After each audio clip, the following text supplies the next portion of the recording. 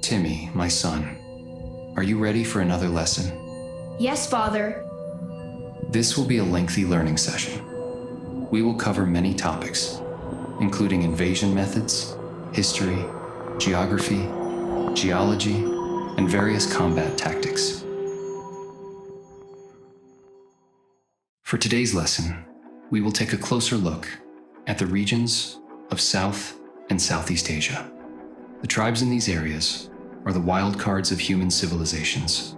Wild cards? Why? This area is home to human tribes that engage only in skirmishes with their neighbors.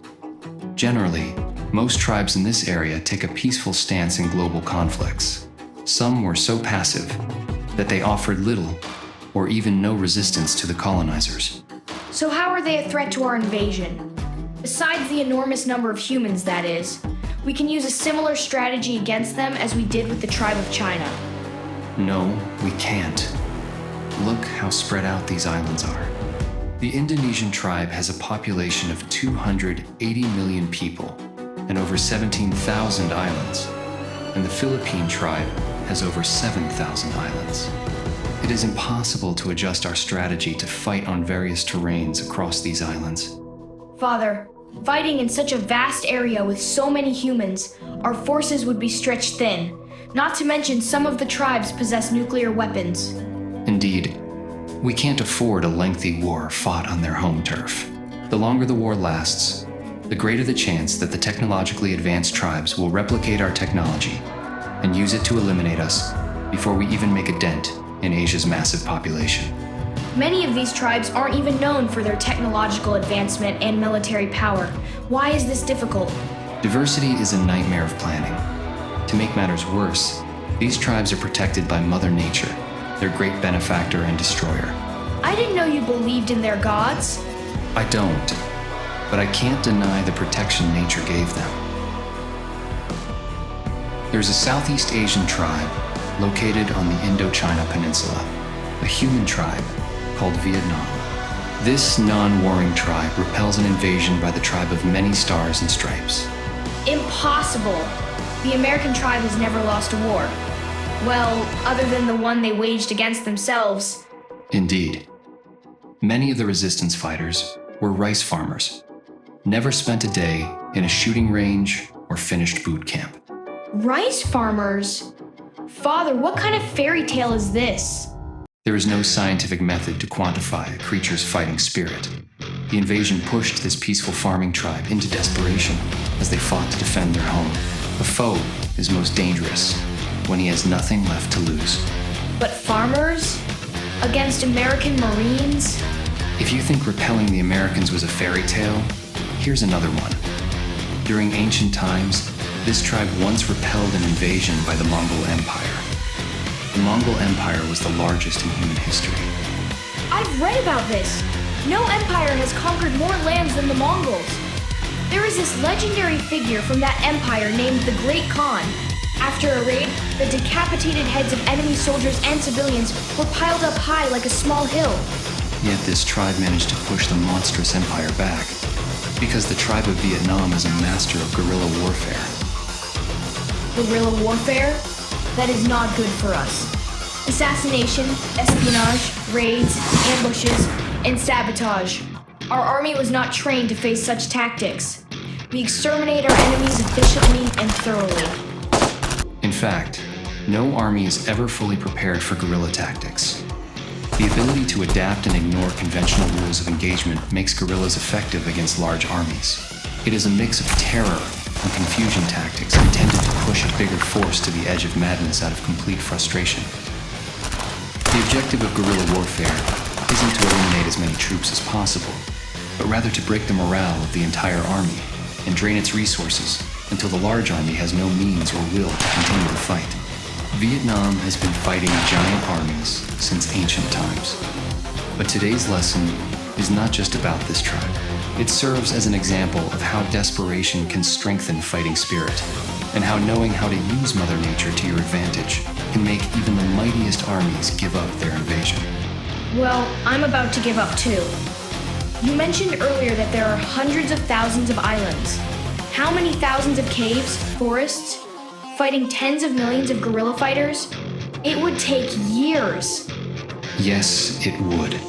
However, we would not last that long. So, what is the strategy against extreme diversity? No area on Earth has more diverse natural resources, species, cuisine, or has more political parties, population, ethnic groups, movies, languages, gods. Okay, Father, that's quite enough. It's far from enough, son. That's what's frightening about it. This region of the planet is teeming with life. The number of humans and their creations continues to grow at an alarming rate, even as we speak. Consider the catastrophe that would befall us if 1 billion of these sleeping tigers awoke and fought under one banner. Our force would be engulfed in a massive tide of insane, desperate warriors. Like how the Great Khan rallied all the tribes and created the unstoppable horde that was the Mongol Empire. The great hunter Turok once said, "The best way to kill a tiger is when it is sleeping, not when it's cornered." We can't agitate these tribes into war. Our strike must be when they least expect it, and it would be swift and fatal. We shall awaken the greatest destroyer of all. Our super weapon? No, we still need planet Earth to be somewhat intact. Our answer lies underneath the tribe of Indonesia. Our great destroyer is also the protector of these tribes, the wrathful and benevolent Mother Nature. Not even our advanced, immortal race is a match for her. The Indonesian tribe sits atop what humans call the Ring of Fire. This massive 40,000 kilometer area has approximately 452 volcanoes. It is an area of intense seismic and volcanic activity around the Pacific Ocean. We shall use our terraforming machines to awaken those sleeping volcanoes. The chain eruption will cause the most significant earthquakes the world has ever experienced. It will be 100 times more destructive than the eruption of the legendary Indonesian volcano Krakatau. Because the Indonesian tribe is located on the equator, surrounded by many island nations, the immense shock wave will send a tsunami in all directions, forming a giant ring of waves so high that it will drown all small islands. The ash from the eruption will cover the sky, blocking the sun and plunging the world into a sudden winter. Winter will kill billions of people who have never experienced its cold. Is there something wrong, son? Father, this is not war. This is just senseless slaughter. Our mission is to eradicate the human species by any means. Always believe that fighting alongside you against insurmountable enemies would lead us to die in a blaze of glory, a proper warrior's death. I've survived countless battles over 2,000 years of my life, and I'm not about to die on some backwater planet. There's no glory in that. But is there glory in senseless slaughter? Timmy, we must trust in the wisdom of the Council. Hey, where are you going? I'm going to take a walk. I need some fresh air. We are not done here. We haven't covered Thailand and other tourist spots. Even the humans call these places traps. Why bother? They are all going to drown before we even fire a single shot. If the volcano plan fails, we need an alternative strategy to invade these cultural traps, humans called vacation spots. The staggering number isn't the only threat. Many of these tropical islands serve as mental recharge facilities for those tribes that have winter seasons. Perhaps the warm climate and the sea breeze gave these visitors a reason to continue living. We can't allow that to happen. The cultural influence of these islands is mighty. They don't dominate pop culture, but like the call of sirens at sea, visitors flock to these places for earthly pleasures, from exotic cuisines to experiences that unfold in dark alleys. Even the humans called these places traps for visitors because they will relax you to the point of addiction. If the volcanic winter plan fails, we will need to invade their capitals and major cities. These modern urban areas can endure winter, but they lack protection from natural terrains, which makes them easier to destroy once we neutralize their anti-air defenses. Wouldn't you like that better, son? You always like ground assault, right? Oh yeah, I'm ecstatic. Good times all around.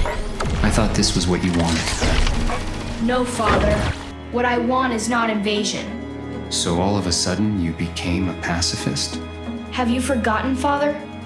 Our people are fierce warriors, but they were not conquerors.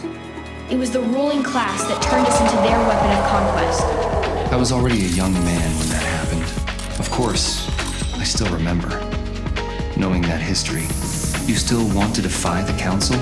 There are many ways to defy. Some are more obvious than others. But ultimately, we always have choices that can make a difference. I'm both impressed and intimidated by your cunning, my son. Very well. I will inform the Council that the volcanic plan is too risky. Our forces could be detected by sonars while trying to set up the terraformers in the deep ocean. Thank you, Father. This only delays the inevitable. You know that. Yes, I know. Which is why it's good that every day brings new hope, right, Father? I am very worried about your future. You shouldn't be, because I'm more worried about yours.